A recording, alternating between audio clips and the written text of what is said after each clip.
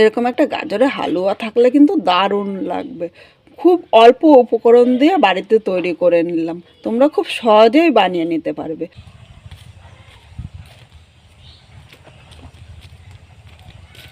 নমস্কার বন্ধুরা, Piyali lifestyle with village ফুডে সকলকে স্বাগত জানাচ্ছি। আজকে চলো মাঠের থেকে গাজর নিয়ে গাজরের হালুয়া করব, আর এইভাবে করলে খেতে কিন্তু দুর্দান্ত লাগে। তাহলে চলো আগে গাজরটা নিয়ে আসি।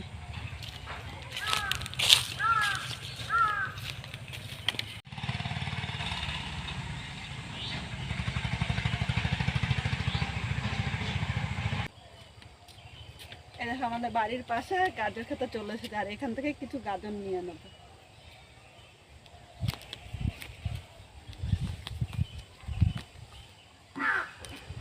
এই দেখো, দেখাচ্ছি, একটু বড় বড় গাজরগুলো দেখে নিতে হবে। দেখো গাজর না হয়ে গিয়েছে, আর কিছু গাজর বাড়িতে আছে, তাই বেশি তুললাম না। এই কটা নিয়ে চলো বাড়ির দিকে যাচ্ছি এখন।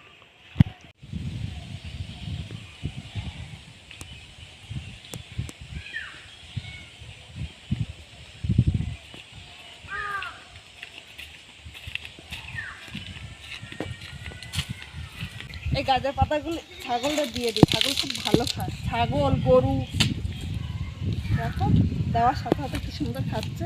এবার এই গাজরগুলো আমি ধুয়ে নিয়ে তারপর রান্নাঘরে যাব। এবার বাড়িতে অনেকগুলি গাজর ছিল, তাই বেশি গাজর তুলিনি, আর অল্প কটা গাজর হলেই হয়ে যেত, এর জন্য অল্প করে নিয়ে আসলাম। এবার গাজরগুলির এই দেখো শিকড়, মানে এই দেখো অল্প অল্প এই আঁশগুলি আছে, এগুলো করে পরিষ্কার করে নিতে হবে। এই আঁশগুলো থাকলে কিন্তু গাজরের হালুয়াটা করার পর ভালো লাগবে না, যখন মুখে পড়বে আঁশগুলো তখন কিন্তু খেতে ভালো লাগে না ততটা, তাই শুধু আমি আঁশটা ফেলে দেবো।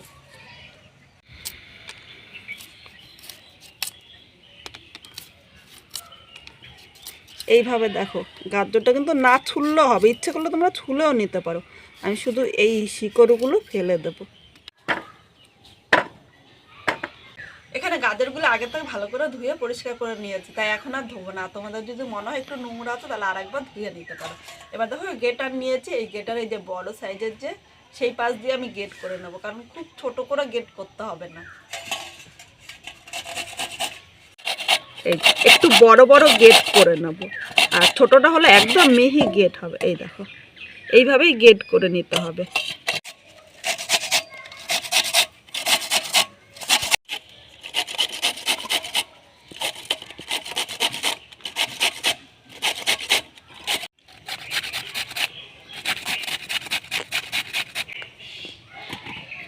এখানে সব গাজরগুলো গেট করে নিয়েছি, এই গাজরটা এক সাইডে রেখে দিচ্ছি। এখানে দেখো আগের থেকে গোবিন্দভোগের চালটা ভালো করে ধুয়ে ভিজিয়ে রেখেছিলাম, আর আগের থেকে ভেজালে কিন্তু একটু নরম হবে। এবার এইভাবে মিক্সচারে নিয়ে নিলাম, আমি মিক্সচারে নিচ্ছি, ইচ্ছা করলে কিন্তু তোমরা পাটায় বেটে নিতে পারো। আর এই জায়গায় 50 গ্রাম গোবিন্দভোগের চাল নিয়েছি, চালটা তোমরা কম বেশি করে নিয়ে নিতে পারো। এবার এর মধ্যে সামান্য একটু জল দিলাম, এবার এটা মিক্সচারে করে নিয়ে আসবো। অল্প দেখে তাই মিক্সচার করেছি, ইচ্ছা করলে তোমরা পাটায় কিন্তু বেটে নিতে পারো। বন্ধুরা এখানে আমি 1.5 কিলো দুধ নিয়েছি, দুধটা এদিকে জাল হতে বসিয়ে দিয়েছি। এবার এখানে একটা কড়াই বসিয়ে দিয়েছি, কড়াইয়ের মধ্যে আমি কিছু কাজু বাদাম নিয়ে নিলাম। কাজু বাদামটা 2 থেকে 3 মিনিট হালকা ভেজে নেব, খুব বেশি কিন্তু ভাজতে হবে না, মানে একটু গরম করে নিতে হবে। কাজুটা হালকা লাল করে ভেজে নিয়েছে দেখো, খুব বেশি কিন্তু ভাজতে হবে না। এর মধ্যে আমি নিয়ে নিলাম কাজু বাদামটা, একটু ঠান্ডা করে নেবো। আর এখানে কড়াইতে দেখো 1 চামচ আমি ঘি নিলাম, ঘিটা প্রথমে গলিয়ে নিতে হবে। ঘিটা গরম হয়ে গিয়েছে, এবার এর মধ্যে গেট করে আমি গাজরটা নিয়ে নিলাম। এবার এর মধ্যে সামান্য লবণ দিলাম, খুব বেশি কিন্তু লবণ দিতে হবে না, আর যে কোনো মিষ্টি খাবার একটু লবণ দিলে এর স্বাদটাও কিন্তু ব্যালেন্স হবে। লবণ দেওয়াতে গাজরটা কিন্তু অনেকটাই কমে যাবে। আর এখন একটু নাড়তে অসুবিধা হচ্ছে, একটু সাবধানে নাড়তে হবে। এখানে আমার গাজরের থেকে মানে কড়াইটা ছোট হয়ে গিয়েছে, আর তোমাদের যদি এতটা করো তাহলে একটু বড় কড়াই নেওয়ার চেষ্টা করবে। আমি মিডিয়াম টু হাই আগুনে 2 থেকে 3 মিনিট ভেজে নেব, নাহলে একদম লো করতে গেলে কিন্তু গাজর থেকে জল বেরিয়ে যাবে, তখন অনেকটা করতে টাইম লাগবে। দুধটা কিন্তু আমি এখানে জাল বসিয়ে দিয়েছি, আর এখানে 1.5 কিলো দুধটা জাল দিয়ে আমি 1 কিলো করব। বন্ধুরা 3 মিনিট মিডিয়াম টু হাই আগুনে দেখো জাল দিয়ে নিয়েছে, আর গাজরটা অনেকটাই কিন্তু মজে গিয়েছে। এবার আগুনটা একটু মিডিয়াম করে দিলাম, এবার ঢাকা দিয়ে আরও 2 থেকে 3 মিনিট এইভাবেই রান্না করে নেব।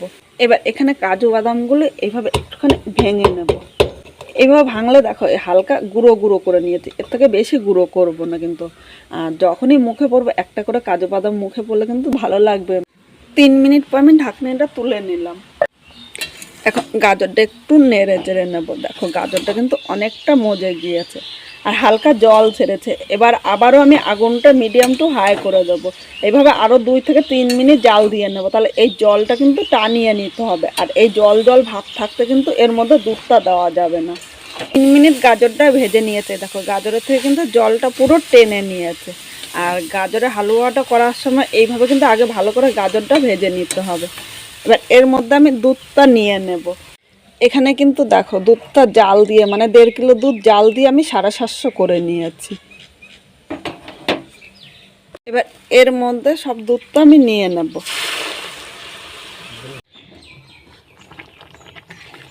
এবার গাজরের সাথে দুধটা ভালো করে মিশিয়ে নিতে হবে। গাজরটা দুধের সাথে নেড়ে চেড়ে মিশিয়ে নিয়েছে। এখন মিডিয়াম টু হাই আগুনে কিন্তু জাল দিতে হবে। এইভাবে 3 থেকে 4 মিনিট জাল দেবো। এর মধ্যে এখানে দেখো 1 প্যাকেট আমি আমল দুধ নিয়েছি, ইচ্ছে করলে তোমরা এই আমল দুধটা স্কিপও করতে পারো। এবার এই আমল দুধ এর উপরে আমি ছড়িয়ে দিলাম। একটু আমল দুধ দিলে আমল দুধের গন্ধটা আমার খুব ভালো লাগে। আমি এই 2 রকমের দুধ দিয়ে করেছি, ইচ্ছে করলে তোমরা 1 রকমের দুধ দিয়েও করতে পারো।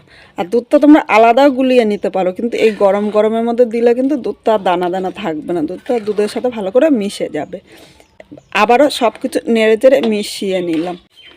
বন্ধুরা 2 মিনিট জাল দিয়ে নিয়েছে, আর দেখো উপর দিয়ে কিন্তু হালকা সরও পড়ে গিয়েছে। আবার একটু নেড়ে চেড়ে নেব।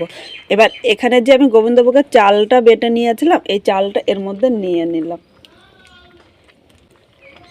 এই গোবিন্দভোগের চালের বাটাটা দেওয়াতে এর গন্ধটা সুন্দর হবে, খেতেও ভালো লাগবে। এবার এই চালটা নেড়ে চেড়ে মিশিয়ে নিয়েছি। এবার এর মধ্যে 100 গ্রাম মিশ্রি নিয়েছি। একটু মিশ্রি দিলে এটা কিন্তু একটু ঘন হবে, আর খুব বেশি পাতলা কিন্তু গাজরের হালুয়া আমার কাছে ভালো লাগে না। তোমরা ইচ্ছা করলে মিশ্রির বদলে চিনিও দিতে পারো, বা মিশ্রি চিনি দুটো মিশিয়েও নিতে পারো। এবার মিশ্রিটা আমি নেড়ে চেড়ে মিশিয়ে নেব। এইভাবে 2 থেকে 3 মিনিট মিডিয়াম আগুনে জাল দেবো। এখন কিন্তু খুব জোরে জাল দেবো না, আর এর মধ্যে মিশ্রিটাও কিন্তু গলে যাবে। মিশ্রি দিয়েছে কিন্তু মিশ্রিতে মনে হচ্ছে একটু মিষ্টি কম হয়েছে, তাই এর সাথে আমি আর 100 গ্রাম চিনি নিয়ে নিলাম। মানে 100 মিশ্রি আর 100 চিনি নিয়েছি, আমি দুটো মিশিয়ে করছি। তোমরা ইচ্ছা করলে চিনি বা মিশ্রি যে কোনো একটা দিয়ে করতে পারো। এবার চিনিটা এর সাথে নেড়ে চেড়ে মিশিয়ে নিয়েছি। এখানে যে কাজু বাদামগুলো ভেজে রেখেছিলাম দিয়ে দিলাম। কিশমিশ নিয়েছি। এবার কাজু বাদাম ও কিশমিশটা নেড়ে চেড়ে মিশিয়ে নেব। বন্ধুরা এখানে গাজরটা হয়ে গিয়েছে, এবার গ্যাসটা আমি বন্ধ করে দিয়েছি। তাহলে আজকে আমার গাজরের রেসিপিটা কীরকম লাগলো অবশ্য কমেন্ট করে জানাতে কিন্তু ভুলো না। নতুন কোনো বন্ধু আমার ভিডিওটি দেখতে আসলে ভালো লাগলে একটা লাইক শেয়ার ও কমেন্ট করো, সাবস্ক্রাইব করে পাশে থেকো, যাতে নতুন নতুন ভিডিও আপলোড করলে সবার আগে নোটিফিকেশন আপনার কাছে পৌঁছিয়ে যায়। একটা গাজরের হালুয়া থাকলে কিন্তু দারুণ লাগবে। শীতের সকালে গাজরের হালুয়া খেতে খুব সুন্দর লাগে, আর বিশাল টেস্ট রয়েছে গাজরের,